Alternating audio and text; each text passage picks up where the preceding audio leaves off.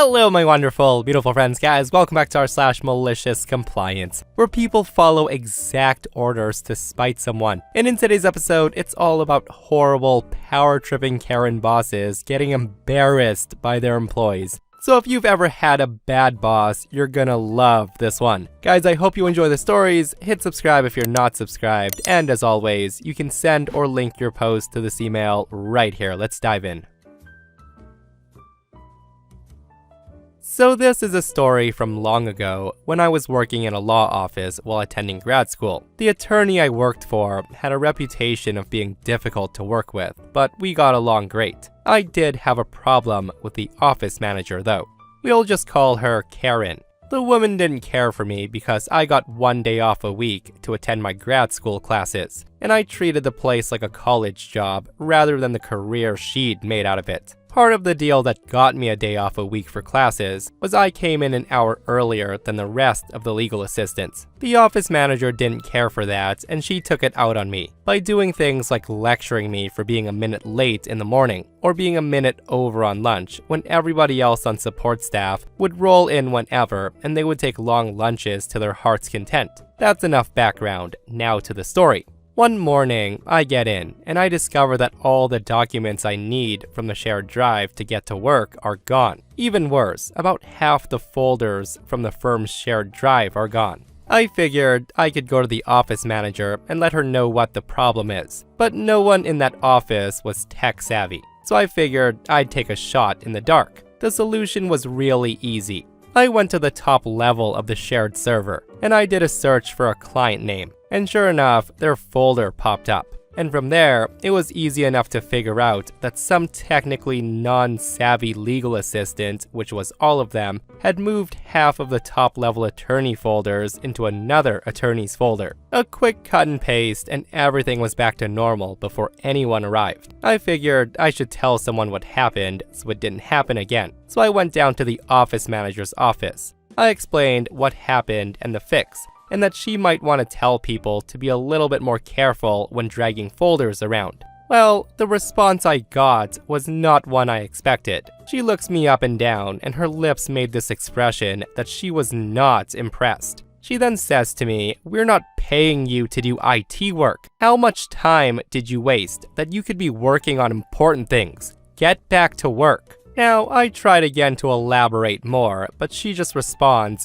"Get out of my office." So I thought to myself, okay, whatever. I wouldn't have been able to do any work with all of my work missing, but I wasn't poking that bear. Like I said, it was a college job, and I knew I was out of there when I finished grad school while she was a lifer. So I went back to my desk, and I get back to work. Fast forward a couple of weeks. I come in an hour before everyone, and I find the same problem. I do a quick search, and I discover that some technical genius has once again moved the top-level attorney folders into another attorney's folder, which meant half the office's documents were missing. Sort of a big deal for a law office that lives and dies by the WordPerfect file. So I grabbed some filing I needed to get done, and I spend the next hour or so working on that instead. Attorneys and legal assistants start to filter in. There was a 50-50 chance that they would be able to get straight to work, or they would find all their work gone.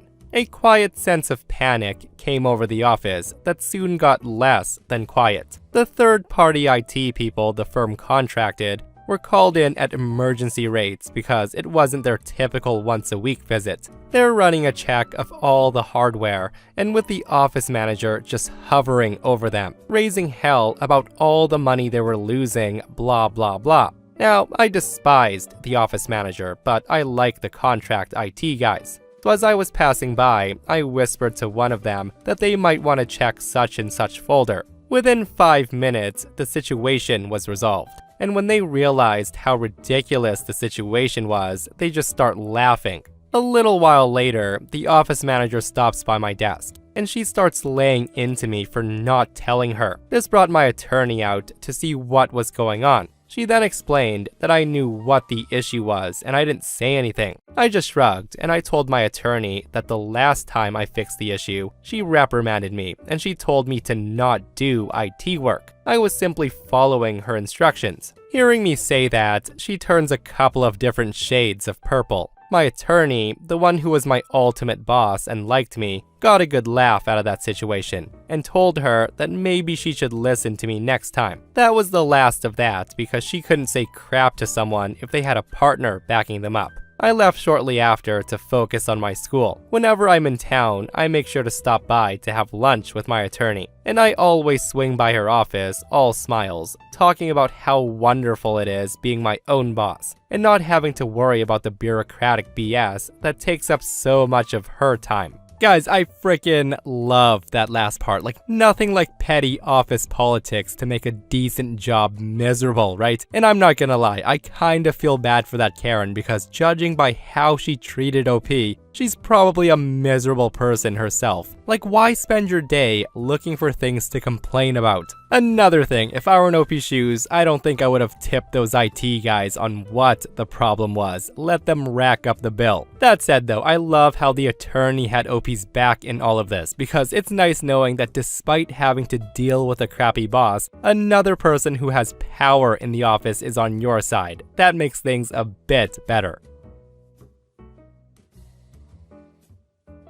So to start, I'm a mariner, and my position on the ship is mate, a deck officer. Below me are my deckhands, who are responsible for labor work, like painting, grinding, maintenance, line handling, cargo ops, etc. Above me is the chief mate, the second in command, and the captain, who's in charge of everyone on the ship. We're officers, and we do the planning for navigation, ship handling, training, payroll, etc. I work for a private company that pays me by the day rate, which is a 12-hour workday. I work 1 month on and 1 month off. Like most industries, we're undermanned and we can't hire enough to fill all the positions. Now, the ship I work on is even harder to crew up, mainly because of the captain. The guy's got a notorious reputation for being a jerk, so people find all sorts of ways to not come to this boat. And if they do, they only work 1 tour and they never come back. I joined this ship 7 months ago, and it's been hell working for this captain. The guy's a narcissist, condescends everyone, insults everyone, works us like slaves, never thanks us, just an all-around class act. You know, these types of bosses. They never let up, and they push you to the limit and just makes you hate work and life. With that said, I've been working 15, sometimes 18 hours a day because we're short-handed. I'm doing all sorts of work that's not in my job description. I've had to do cargo ops, handling mooring lines, maintenance, all in addition to my mate duties. I'm a very hard worker and a team player, and I never say no to work. Now, the thing is, we don't get paid for any more than 12 hours of work a day, so all those extra hours I work are unpaid. It burns me and I frickin' hate it. But like I said, I'm a team player. I want to make sure it's safe for my guys, the operations get completed, and my clients stay happy, so I do what's asked of me. I'm also the cook, as we don't have an official cook on board, because this is considered a small crew and a small ship. I was cooking lunch every day for my crew, and many dinners too. Generally, you're on your own for breakfast and dinner. I was so good at my job that he and the chief mate passed their duties onto me, so they could just sit back and relax. The chief mates and captains have a lot of paperwork to do, but I was handling that for them too. Well, one day, I'm just completely burnt out with these 15 to 18 hour days. I get into a discussion about how the captain and the company is stealing my wages because I'm working more than 12 hours a day. I then ask the captain if I can show up an hour later than my scheduled duty. Well, once I asked to sleep in an extra hour, all hell broke loose, with him insulting me, calling me names, being racist, saying nobody wants to work anymore, blah blah blah. Just nasty behavior that shouldn't happen, but happens all the time in this industry. He then finishes the verbal beatdown with a cocky grin saying, "You know, you never had to work overtime. You could have just said no." Hearing him say that, I was steaming at this point, so I just replied with, "Okay, roger that." I called it a day and then went to bed. Cue my malicious compliance. The next day, I'm on watch, and he comes to work and he asked me, "What's for lunch?" I replied, "Nothing, I'm not cooking today." He then asked, "Well, did you pull anything out from the freezer at least?" I tell him no. So nobody had any real food for lunch. They all made sandwiches and ate chips instead. Later that day, he comes up to me and he says, "Hey, I need you to go finish painting the rescue boat. The guys are busy with other projects and I want this done today." I respond, "Well, Captain, since it's not in my job description, I respectfully decline." We then get into a little arguing match, but he concedes. The very next day, he pulls the same thing. He asked, "What's for lunch?" I tell him nothing. He then asked, "Well, what do we have that we can cook real fast?" I tell him, "I don't know, Captain. I didn't check. Cooking's not my job, remember, so I don't plan on doing it." He then rushes to cook some whole chickens in an hour, and they come out really raw, and he pissed off the whole crew. Nobody touched his food. And this routine lasted a whole week until it was the end of my tour and I got to go home. I returned to duty a month later and he thought I would forget or let it slide. I indeed did not forget or let it slide. For the next entire month-long tour, the captain had to do all the cooking because the chief mate and I refused to do it. And the guy complained because he had to wake up early and prep the food. And here's the thing. I was already doing all of that when I was cooking, but I didn't complain. I enjoy cooking, but I was willing to die on this hill and I wasn't letting it go. I refused to let him win this battle. I didn't cook a single meal ever again. And to be petty, I made myself delicious food, but didn't share it. I refused any work that wasn't in my job description. And what's he going to do? Write me up for not doing someone else's job that isn't mine, or for not working past 12 hours? That's not happening. And you have to understand, at this point, I was physically tired, burnt out, and mentally drained from doing everyone's job and taking crap from him. I asked for a transfer to another ship, but I got denied, so I'm still stuck on this ship with this captain. But now he knows where I stand. And I still haven't cooked or done any extra duty since. And that's what you get for taking advantage of a good worker and always insulting me.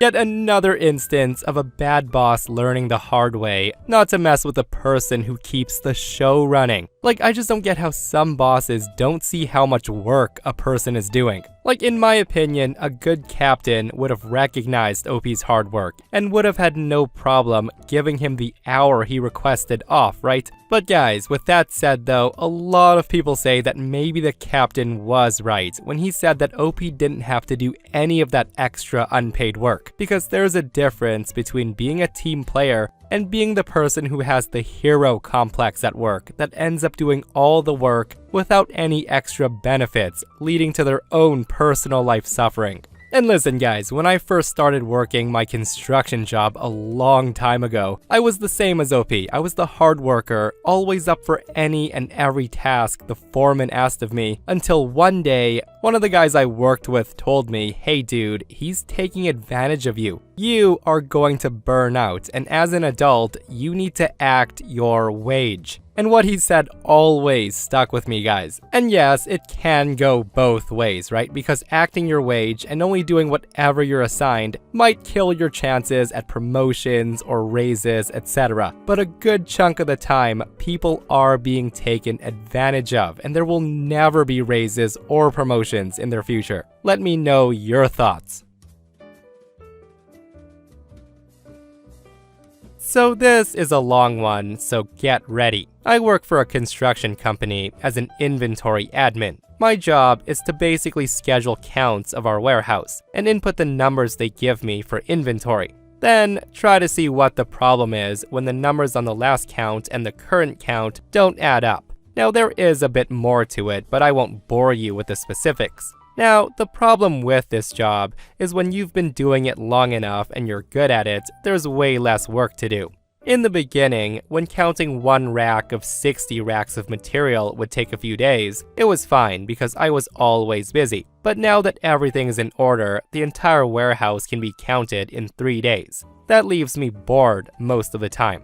So to fix this, I studied up on our cloud-based ERP service that we use for all internal and external transactions. I've become sort of an expert on it. Every single aspect of this company uses this ERP service to do their job. Timesheets, HR, payroll, accounting, scheduling, management, manufacturing, ordering, delivering, inventory, all runs through this ERP service. So it's very important that this service is up and running 24/7. Now, I became so proficient in this service that our VP decided to cut ties with our consultants of the ERP, because I could do what they did, but better, quicker, and much cheaper. For reference, we were paying these consultants $5,000 a month just to be on standby if we needed them for some sort of problem that could arise from using this ERP. On top of that, we had to dish out even more money to fix those problems, depending on how many hours of their time was spent to fix said problems. Not sure what their exact rate was, but it's something like $200 an hour, and they often took weeks to fix anything, while I could fix the problem in time for my afternoon break. I never got an official job title or raise of any kind for being an expert on this service. The company just saw me being able to do it, and they let me fix things that happened, so they no longer needed the outside help. I wasn't too upset at this because it gave me something to do, and I was glad to help the company save money, even if none of that money fell my way. That said, skip ahead a few months. We now have a new warehouse manager, and someone in the warehouse messes something up in inventory by sending a bunch of materials to the wrong job with no records of it being shipped. We're talking $500,000 mess up here. In the same day, our ERP had an update that caused a bunch of bugs with the accounting department. So I decided to work on the ERP problem first because the warehouse F-up is more of a delay F-up and not actually stopping anyone from doing their job at the moment. While this accounting problem means our bills are not able to be paid. And you can guess what kind of issues we'll have if bills aren't paid. Well, the ERP bug turns out to be quite big and numerous, so it ends up taking me a couple of days to figure out. But I fix it before any bills are actually due and decide to take lunch a little early to celebrate the victory.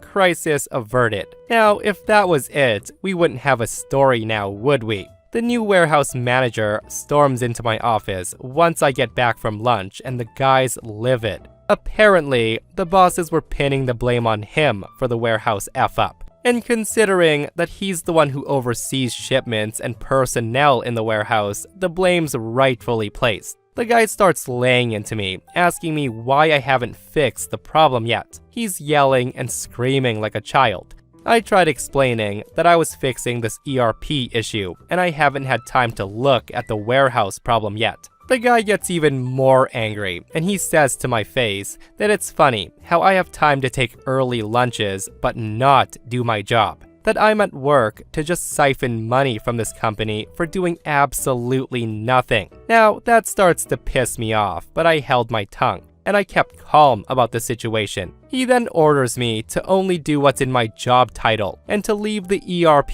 BS to the people competent enough to handle it, as I'm useless. Since this guy was technically my boss, I had no choice but to obey. I asked him to send me that in writing, and at that, he snarks and he storms back to his office. 5 minutes later, I get this email stating that under no circumstances am I to work on anything related to ERP, unless it involves inventory. Cue the malicious compliance at this point. I do nothing but inventory from that point forward, knowing damn well that we would be essentially coasting until we hit a problem that I would refuse to fix. Sure enough, not even a week later, I get this email from HR that some sort of bug in the ERP system was preventing them from accessing payroll to pay employees this week. I reply with an apology that I'm no longer able to work on ERP bugs due to my boss, and to refer to the ERP system help guide for further assistance. Now, I knew the help guide wasn't going to help her in the slightest, but it was no longer my problem, so I wasn't going to deal with it. Skip a few days later to Friday. I check my bank account in the morning before getting to work, and I laughed because there was no money deposited. That problem never got fixed. I hurry up and get to work, excited to see the chaos unfold, and what I was expecting was an understatement. When I show up to work, I see the entire warehouse staff of 50 people walking out the front door. I stopped one and I ask why they're leaving. And they replied with, "Well, I didn't get paid today, so I'm not coming back until I do." I then go to the office and I see the warehouse manager in a panic. The guy has jobs that need material and nobody to load it onto trucks or to deliver. That's when I ask him if he needs help with anything, and he just screams at me to leave his office because he's getting phone calls from the superintendents of jobs, asking why the material hasn't arrived yet. I pass by HR on the way to my office, and I can see a bunch of bosses huddling up over her computer, with angry and confused expressions on their face. I guess they're trying to figure out the problem. I did feel bad for her because it really was something out of her control, but I knew she would be okay because she had been there for so long that they would never fire her. When I get to my office, I can see the VP waiting for me there. The guy has a very pissed off expression on his face. When we get inside, he demands to know why I didn't fix the problem in HR when she emailed me about it. I replied, I'm no longer allowed to work on ERP problems as it's not in my job title. He has the most shocked look on his face, and he asked why all of a sudden I had a change of heart. I then show him the email from the warehouse manager, and I could see the dots connect in his head. He immediately storms out, and I see him head straight for the warehouse manager's office. They were there for a few hours, but eventually, he comes back to my office. He seems calmer now, and he asks politely if I could fix the problem in HR, and if I could resume fixing the ERP if needed. At this point, I liked the relief of responsibility, and I told him that I would only do it if he put it officially in my job title along with a raise. His calmness turns to anger again, and he says, I can't believe you. He then storms out and returns to his office. A few hours later, he sends out a mass email that he's hired the old ERP consultants to fix the problem, and that next week, everyone would be paid the money that they're owed, along with the money they earned if they returned to work. Now this one surprised me, as he would rather pay over $60,000 a year to consultants than give me a few extra bucks an hour for better work. I think he expected me to change my mind and just do it for my own paycheck. But I decided to wait because I knew how these consultants were, and if they managed to fix the problem in a week, I would streak naked through the office. Most of the warehouse staff agreed to return, but they were still upset about not getting paid. Sure enough, next Friday comes around, and no one gets paid again. At this point, it's becoming a real problem, and the entire staff is becoming agitated. They have bills to pay. I even heard a bunch of the warehouse guys talking about some competitors nearby that they could go work for. At this point, I just considered fixing the problem because the warehouse staff didn't deserve to be treated like that. Maybe I'm the a-hole here for this, but I'm severely underpaid, and I can barely afford my apartment. There is no reason I should do the extra work for free. That same day, the VP returns to my office and he hands me papers. These papers said that I would be promoted to a newly created position that dealt with inventory/ERP upkeep. It would be its own department, and he would be my direct supervisor, and it also came with a hefty raise. All I had to do was sign and agree. I look up at him after reading the paper, and he had the saddest look on his face. He then said to me, "Please, just sign it." The consultant said it would take them weeks to get around to fixing it due to the high volume of clients they've taken on, and we can't keep skipping paychecks. People will leave. I happily signed it and immediately got to work on the HR issue. I managed to even fix it that same day. I freaking love this malicious compliance so much. You don't even know, guys. Like, it is always so satisfying hearing about a new arrogant boss coming in, boss around the guy who's been around the longest and knows the most, and ends up learning the hard way. And in this case, probably costing the company who knows how much money. And for all who are curious of what happened with the new warehouse manager, OP pops into the comment to say the guy just got yelled at. No demotion, no firing, nothing. I know, right? I just hope he learned from what happened, and moving forward, he actually does better. So I'm posting this mainly because I'm not a passive-aggressive type, and I'm in disbelief that this actually worked. Ever since I started my job a few months ago, my supervisor, who we'll call Josh, has been micromanaging me. When I'm the subject of criticism, which is often, I try to give him the benefit of the doubt and ask to clarify. What are your expectations? What specifically should I have done differently? Josh's responses are always vague, often something to the effect of, just do better. I even had a meeting with Josh and HR to address this, but to no avail. Yesterday, Josh comes to my desk to tell me that I need to dress better. Now, I work at a small company, and the vibe is usually casual. A number of people come to work wearing jeans, hoodies, t-shirts, and baseball caps. Now, I've never worn a hat to work, and I make a point of wearing a button-up shirt with a collar every day. This particular day, I was wearing a long-sleeve button-up, chino pants, and runners. Other days, I wear loafers and dress shirts that are tucked in. So I asked Josh to clarify. Should I be wearing dress shoes, a dress shirt, tucked in? What specifically do you want me to change? Josh just tells me I need to dress better and that I should talk to HR for clarification. So I go to HR and ask, what's the dress code? I get a standard answer: pants, closed-toed shoes, no sleeveless shirts, etc. I ask if I've ever worn anything to work that poses a problem. HR says, no, you're fine. Because I'm mad, and because my repeated efforts to resolve this kind of problem had gone unheeded, I decide to be petty. The next day, I show up to work in a full suit. It's one I keep for events like weddings, so it's fitted and I look really sharp in it. It's also wildly and conspicuously overdressed for the office I work in. I had several interactions with people coming to my desk to comment on my outfit and ask what the occasion was. When anyone asked, only if they asked, I told them that I'd been told to dress better. This was always met with disbelief. 2 people even said they liked the way I dress normally. When anyone asked me who the order came from, again, only if they asked, I said it came from Josh.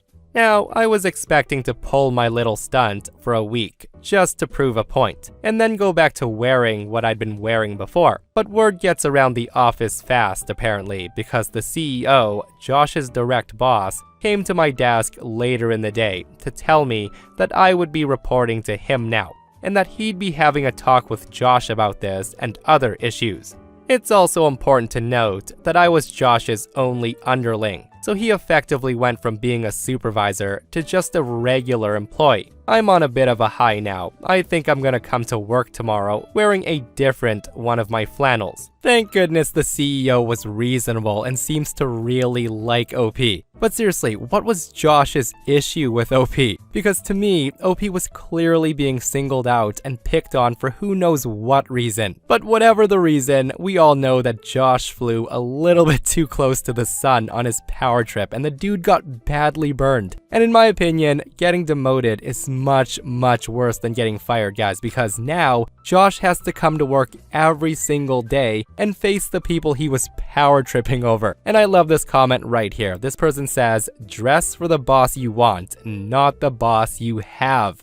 Freaking love it. And that, my friends, brings us to another end of our /malicious compliance. Guys, I hope you enjoyed today's stories. If you did, hit the thumbs up, and if you're not subscribed, subscribe so you don't miss these crazy stories. And if you missed the last episode on the channel, it's in our /I don't work here lady, where a smug, entitled Karen harasses OP, dares him to call cops, and she ends up crying in the end. It's such a wild story, so go check it out if you haven't. And myself and Stevie Boy will see you guys in the next one. We love you.